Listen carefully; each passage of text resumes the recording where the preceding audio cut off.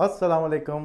Lecture number 17 के साथ एक दफ़ा फिर इस तसलसल को आगे बढ़ाते हैं, जिसके अंदर हम अमेज़ॉन का कंप्लीट कोर्स, कंप्लीट ट्रेनिंग नहीं सीख रहे बल्कि स्किल सीख रहे हैं कि किस तरह से हमें एज़ पर द एल्गोरिथम काम करना है और अपनी इन्वेस्टमेंट को किस तरह से प्रॉफिट की शक्ल के अंदर इसको हमने चेंज करना है। अब हम आते हैं मेन टॉपिक की तरफ, मार्केटिंग कैंपेन्स। अमेज़ॉन के ऊपर मार्केटिंग कैंपेन जिस तरह से चलती हैं उसको कहते हैं PPC, पे पर क्लिक।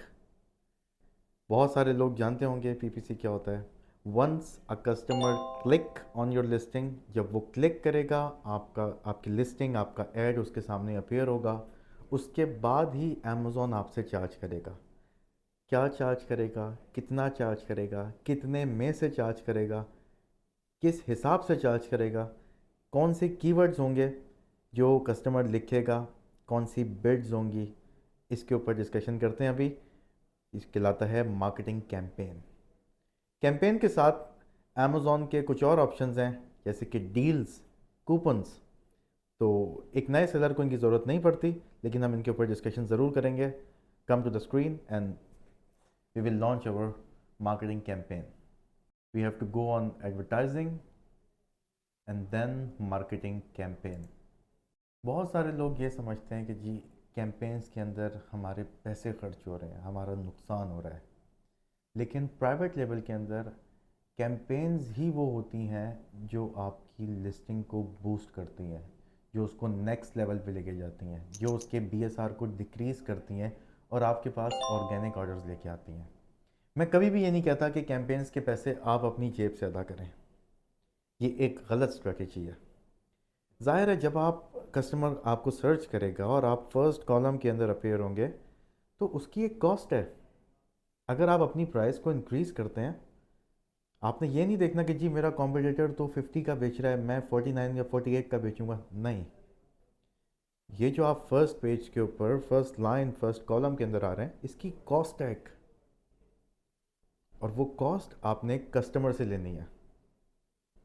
आपने अपनी प्राइस को नॉमिनल सा इंक्रीज़ करना है।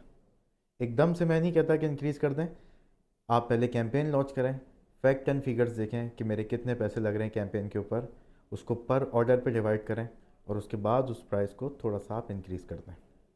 किस तरह से? सबसे पहले हम जाएंगे क्रिएट कैंपेन। यहाँ पे आ रहा है sponsored products, sponsored brand, sponsored display.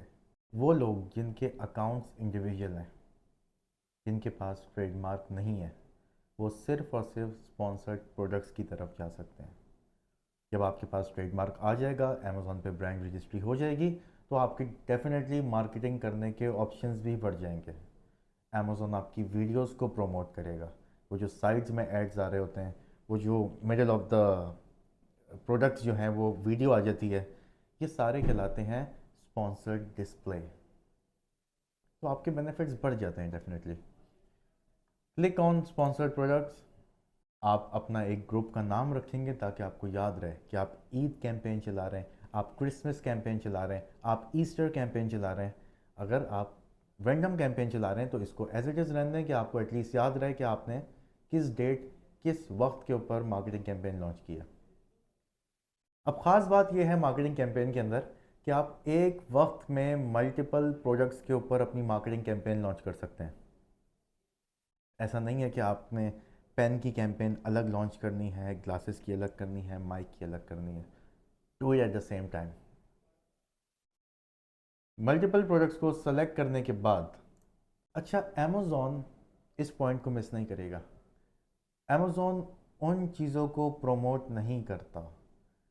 अगर आप किसी पॉलिटिकल इशू को या किसी पॉलिटिकल फ्लैग को आप प्रमोट कर रहे हो, किसी रिलीजियस बात को आप प्रमोट कर रहे हो, तो वो आपको कैंपेन की इजाज़त नहीं देगा।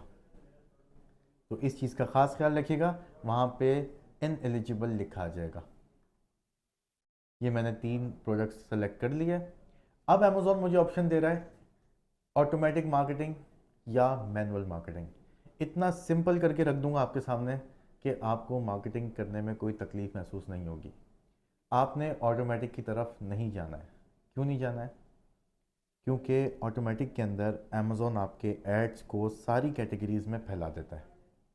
जब वो फैला देता है तो मेरा बजट भी जल्दी ख़त्म हो जाता है।